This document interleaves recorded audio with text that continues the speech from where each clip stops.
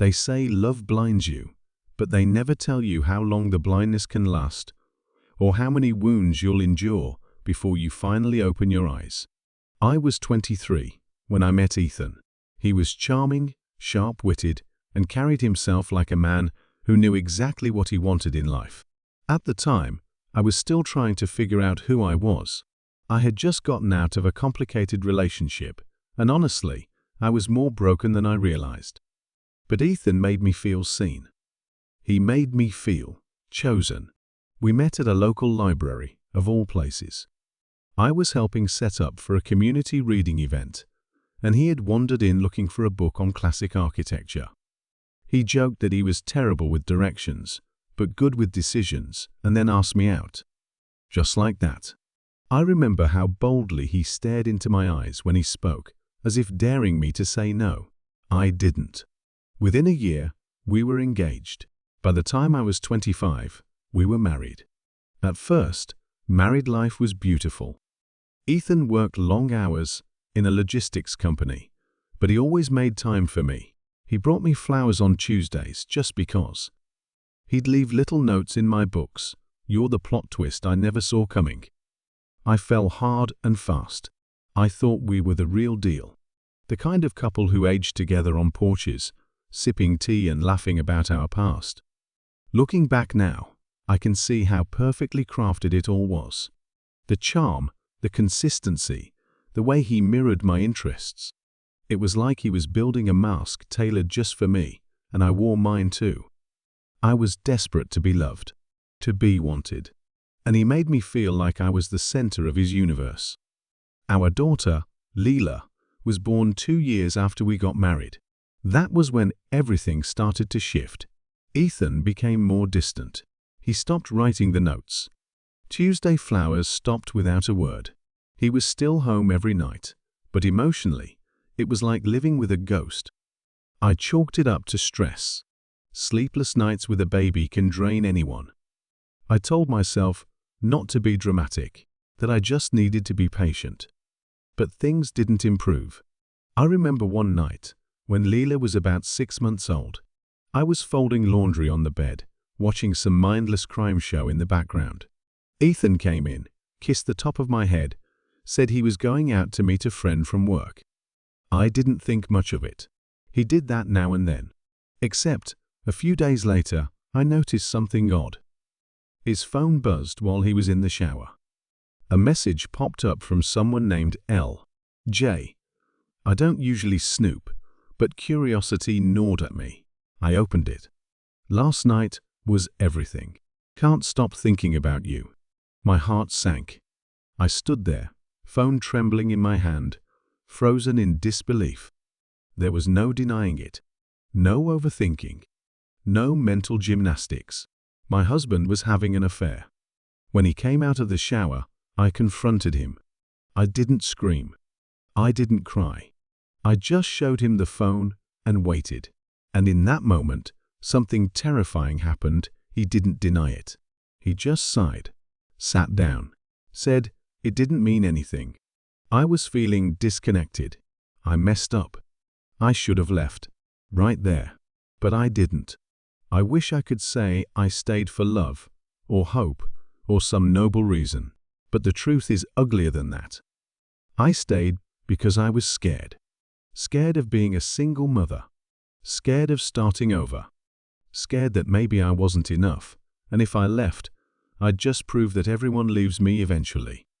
My own mother had drilled that into me. Since I was little, if someone hurts you, it's because you let them. You deserve what you get. So I forgave Ethan. We went to counseling. He said he was remorseful. We had long talks, tears, promises. I wanted to believe it was a mistake. A one-time thing. It wasn't. Ethan got promoted a few months later. The job was intense, but it paid well, so well that we decided I'd stay home full-time with Leela. When I got pregnant with our second daughter, Maya, we both agreed this setup made sense. The house was nice. Bills were paid. My days were filled with cartoons, diapers, giggles, and scraped knees. I loved being a mother. But being a wife became mechanical. Ethan worked 6 days a week, often until 8 p.m. Sometimes later. He was rarely home for dinner, rarely helped with bedtime routines. When he was home, he was tired or on his phone. And yet, I convinced myself this was normal, that this was life with a high-performing partner. What I didn't realize back then was that I had slowly been disappearing, bit by bit. First as a woman, then as a wife, then even as a person. My entire existence revolved around being mom. I found out about the second affair when Maya was 10 months old. This time, it wasn't a message. It was a voice. I was on the back porch, watering the garden, when I heard his phone ring. I shouldn't have answered it, but I did. A woman's voice came through the line. She sounded startled. "Oh, this isn't Ethan." I asked her who she was. She hung up. He denied that one. Said it was a misunderstanding. Said she was just a friend. I wanted to believe him, even though every fiber in my body knew otherwise. By the time I discovered the third affair, this one fully physical and very well hidden, I had become numb. I didn't even confront him right away. I just sat with it. And do you know what's scary? I started blaming myself. I hadn't been intimate in a while. I was too tired. I didn't dress up anymore. Maybe I was cold. Maybe he needed something I wasn't giving. That's the thing about long-term emotional abuse. It's slow. It eats at you from the inside. Makes you question your instincts, your worth, your sanity. But things didn't stay stagnant forever. 2 years ago, everything changed. My grandmother, Nana, passed away. She wasn't just family. She was my anchor. My only safe space growing up. The one person who never made me feel broken. When I lost her to a sudden heart attack, it shattered something in me. I spiraled. I couldn't breathe for weeks. And that's when I saw it. I was standing in the kitchen, sorting through mail, when I saw a handwritten note tucked behind a phone bill. Not meant for me. Last night felt real. Do you ever wish we could just run away together? It wasn't even subtle. No fake names. No burner phone. Just Ethan. Again. Cheating. Gain. But this time, something inside me broke open, and not in a weak way. In a wildfire kind of way. The kind that burns everything fake to the ground. That night, while he was asleep, I opened my laptop and applied for a job. Any job. I hadn't worked in over a decade, but I had to try. I got hired within a week. It was a receptionist position at a small medical clinic, nothing fancy. But for the first time in years, I had my own income. I was around people who called me by my name. Not Mom. Not Ethan's wife. Just me. I started therapy. I got on meds. I stopped pretending. I wish I could tell you that Ethan changed after that. That he apologized again and made amends. But he didn't. He got more distant, more irritated, as if my independence threatened him, as if the old version of me, silent, obedient, emotionally starved, was easier to manage. One night, I came home late from work, and he didn't even look up from his phone. I sat across from him and said, "I know about her." He shrugged, just shrugged. That was the moment I decided, I'm done. I'm still here, technically, in this house, but I've already left emotionally. My ducks aren't in a row yet. I'm working on savings, looking at apartments, figuring out custody. But for the first time, I'm not scared of leaving. I'm excited. I'm excited to rediscover who I am without him. I'm excited to raise my daughters without showing them that love equals suffering. I'm excited to stop surviving and start living. It's been 15 years, 13 married, 6 affairs, 1 broken soul, but only 1 me. And I'm done wasting her. Trauma doesn't introduce itself with a warning. It sneaks in, plants roots, and settles in like it owns the place. You don't even notice it's shaping every decision you make until you're staring at the pieces of your life and wondering how the hell you got here. After I started working at the clinic, I'd go to the break room sometimes, and stare at the vending machine, not to buy anything, just to avoid crying in the bathroom again. My co-workers were kind, but they didn't know the full story. They just saw a quiet woman who worked hard, smiled politely, and kept to herself. But inside, I was unraveling. That's when I started writing again. I found an old notebook tucked in a box of Nana's belongings. It smelled faintly like her rosewater and cloves. The first page was blank, so I claimed it. I wrote every night after the girls went to bed. Sometimes pages. Sometimes one line, "He didn't even look at me today." Other times, just, "I miss who I was." Growing up, my mother used to say, "No man wants a broken woman." She'd scream it when I cried too loudly, or when I got sick, or when I failed to hide my sadness. "You'll never be good enough if you can't learn to shut up and be strong," she'd hiss. She'd say I was too sensitive, too needy, too much. But Nana was different. Nana used to tell me I was sunlight in a world full of shadows. She said I felt things deeply because I was meant to heal others, but I had to learn to heal myself first. At the time, I never understood what she meant. Now I do. Because that broken little girl who got yelled at for crying, she grew up into a woman who stayed in a marriage where love was measured by how well she could endure being ignored, gaslit, and betrayed. The fourth affair came right after Maya turned 3. We were planning her birthday party well. I was. Ethan barely asked about it. He didn't even show up until halfway through the party, claiming an urgent client meeting. But I knew. I'd learned the signs. The way he smiled at his phone, the subtle shift in his tone when he spoke too nicely, the way he wore guilt like a cologne, undetectable to everyone but me. A few days later, I saw the name in his call log, R. Just R. I didn't confront him that time. I didn't even care about the details anymore. There was always an excuse, a reason, an apology that meant nothing. It had become a cycle I knew too well. Lie, deny, cry, repeat. But this time, I did something different. I booked a therapy appointment. Dr. Nisha was nothing like I expected. Mid-40s, soft eyes, a voice like still water. I sat in her office, clutching my purse like a shield, and said, "I think I'm losing my mind." She just nodded gently and replied, "Then let's figure out how to help you find it again." Week by week, I unpacked things I didn't know were still inside me. The time my mom locked me in my room for crying after Dad left. The way I used to pretend to be asleep just to avoid hearing them fight. The way I felt safer at Nana's tiny 2-room house than I ever did in the home I grew up in. "I think I equate love with pain," I told her, once she didn't argue. She just asked, "And what would it look like to love yourself without pain?" I started small. I painted my nails for the first time in years. I bought a blouse I liked, even though Ethan would say it looked too young. I started taking walks after work, just 10 minutes around the block, listening to music that reminded me of college, the version of me that still had dreams. And something strange happened. The world started noticing me again. One day at the clinic, a patient named Daniel, mid-50s, quiet, always polite, left a note at the front desk.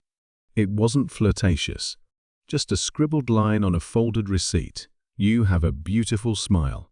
Don't let it fade." I didn't keep the note, but I kept the feeling. That day, I looked in the mirror and saw someone I hadn't seen in years. I wish I could tell you I left right then, that the fourth affair was the final straw. But trauma-trained people like me, we need a few more hits before we crawl out. The fifth betrayal was more subtle. It wasn't physical, at least not that I could prove, but it was insidious in its own way. Emotional affairs are like termites. You don't see them until the whole structure starts to collapse. Ethan started talking a lot about a friend from work, Claire. He'd mention her casually, as if testing the waters. "She's really sharp. She just gets how stressful this industry is." She told me I need to stop working myself so hard. I knew where it was going. I always did. One night I said, "Are you emotionally involved with her?" He scoffed. "That's a ridiculous question." I asked again. His reply? "I connect with people. That's not a crime." Therapy gave me the words to name what I was going through: emotional neglect, covert narcissism, gaslighting, codependency. But naming the monster doesn't always make it go away. Sometimes it just lets you build a cage around it while you quietly plan your escape. By now, the girls were old enough to start noticing things. Leela once asked, "Why doesn't Daddy eat dinner with us anymore?" Maya said, "Daddy's always on his phone." I didn't know how to protect them from this slow-motion wreck. So I started documenting everything. I saved screenshots, wrote down dates, conversations, lies. I wasn't sure if I'd ever use it, but it made me feel in control. And when you've had your power stripped for over a decade, even a little control feels like oxygen. The sixth affair was the most painful, not because of what he did, but because of what I didn't feel anymore. I caught them outside a restaurant downtown. He was supposed to be working late. I had taken the girls to a late evening art fair, and we parked just across from the restaurant. That's when I saw him, with her, holding her hand. I didn't cry. I didn't confront him. I didn't even go over. I just stood there, holding Maya's tiny hand, listening to Lila ask if she could get cotton candy, and I felt nothing. Numbness is terrifying. It means you've finally used up all your grief. That night, after the girls were asleep, I sat in the kitchen, wrote in Nana's notebook, "He has broken every part of me, but he will not break my daughters. I will not raise them to think love feels like this." The next morning, I started looking for apartments. Not hypothetically. Not just browsing. Really searching. Studio. 1 bedroom. Doesn't matter. Just something that's mine. I met with a lawyer. Started sorting paperwork. Slowly shifting accounts. Quietly building a new foundation under the one crumbling around me. Ethan didn't notice. He was too busy crafting the next lie. One night, I sat in therapy and said, "I think I've wasted the best years of my life." "Doctor." Nisha leaned forward and replied, "Or maybe you're just getting to the part where you finally start living them." That sentence hit me like a storm, because for once, I believed her. The day I finally decided to leave wasn't cinematic. There wasn't a dramatic confrontation. No bags tossed downstairs. No screaming in the rain. It was quiet. It was 6:43 a.m., and I was staring at the sunlight creeping over the windowsill, holding a warm cup of coffee in hands that weren't shaking for the first time in weeks. And I thought, today is the day I start breathing for real. For weeks, I'd been moving in silence. I'd secured a small apartment, just 2 bedrooms, older building, but cozy and safe. The kind of place where the girls could have bunk beds and I could finally decorate a space that felt like me again. I got the keys in a plain white envelope. I kept them tucked inside my makeup drawer, under a palette I hadn't touched in years. Somehow it felt symbolic, like I'd hidden away my own identity and was just now peeling back the layers. I had already shifted some of my paycheck into a new bank account under my name. I'd told Ethan it was a savings account for emergencies. He never asked questions. He was always too busy curating his latest deception. The kids had no idea. To them, life was still school, homework, cartoons, and kisses goodnight. And then there was the letter. I wrote it over a dozen times, revising, editing, tearing it up, starting over. Until finally, I had one that said everything without rage or pleading. Just truth. "Ethan, for years, I begged myself to believe you could change. I twisted reality to make excuses for your absence, your affairs, your cruelty, your silence. I know now that it wasn't just you who broke this marriage. It was me too, because I stayed. I enabled, I buried myself to protect a lie. But I'm done now. I'm taking the girls and leaving. Not because I want revenge. Not because I hate you, because I love myself now. And for the first time in over a decade, I choose me. Maya. Yes, I gave myself a name. Fictional, for this story, but maybe the most real version of me I've ever written. Leaving was strangely easy. He was at work, of course. I waited until the girls came home from school. I told them we were moving to a new home, closer to my work. I said it like an adventure. I promised bunk beds, hot chocolate, fairy lights, and a garden they could paint rocks in. Leela asked if Daddy was coming too. I said no. And when she asked why, I looked her in the eye and said, because sometimes love means letting go of people who hurt you. She didn't ask again. I packed 3 suitcases, 2 duffel bags, a stack of books, a journal, and the girls' favorite toys. I left the letter on his pillow. I didn't leave a forwarding address. I blocked his number. I didn't wait for the explosion. It came, of course. The texts, the calls from friends, mutual acquaintances messaging me with concern or faux sympathy. He even came to the clinic one day, showed up in the lobby like some misunderstood hero. I just want to talk, he said, standing inches from the reception desk. I looked at him, really looked at him, and all I saw was a man who'd used my love like a doormat. I didn't raise my voice. I didn't cry. I just said, "You don't get to speak to me anymore. We're done." And I walked away. The nurses applauded quietly once he left. I didn't need their applause, but it felt good, like finally waking up from a long nightmare. The first few weeks in the new apartment were chaotic, beautiful, terrifying. The girls adjusted fast. Children are like rivers. They bend and flow wherever you guide them, so long as the love stays consistent. I hung fairy lights in their room. I painted my nails red. I listened to jazz in the kitchen while I cooked dinner barefoot. For the first time in years, I could breathe without checking for permission. And I started writing again, really writing. Not just diary entries, not just trauma spills, but stories about women who left, women who fought back, women who healed. I wrote about Nana. I wrote about Maya. And one day, I realized they were both me. There's a kind of grief that comes with freedom.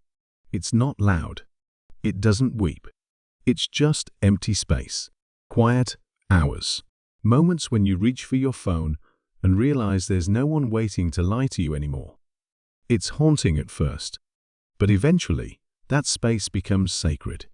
You fill it with your own thoughts, your own laughter, your own joy. I started going to a local book club. I made friends. Not mom friends who only talked about homework and dance recitals, but women who'd also survived things. We shared wine and war stories. And in their eyes, I saw myself reflected back. Not broken, just rebuilding. Brick by brick. One evening, I took the girls to a farmer's market. It was drizzling, and the smell of rain and fresh herbs made everything feel alive. Leela was skipping ahead, Maya clutching a sunflower.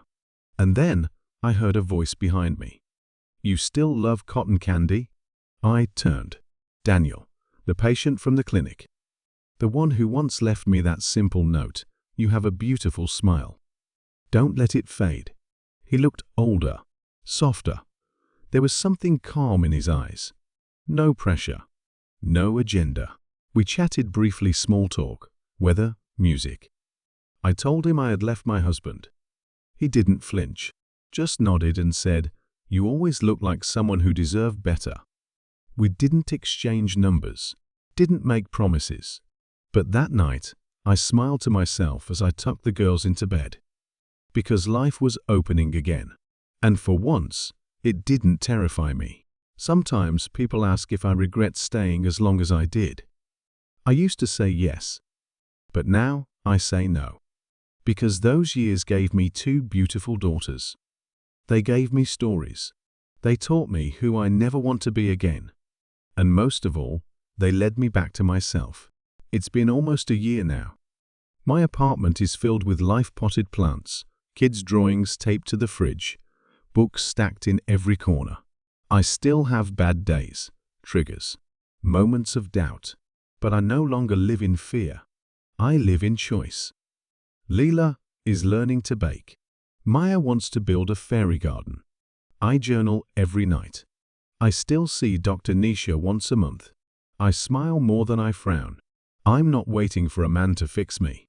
I'm not looking to be saved, because I already saved myself. If you're listening to this, and you feel stuck like I did, let me tell you something with every ounce of truth in my body. You don't have to keep breaking to keep someone else whole. You don't have to disappear to be loved. You are not weak for staying, but you are damn powerful for leaving. This was my story. 15 years of love, betrayal, and rediscovery. And it's only just beginning.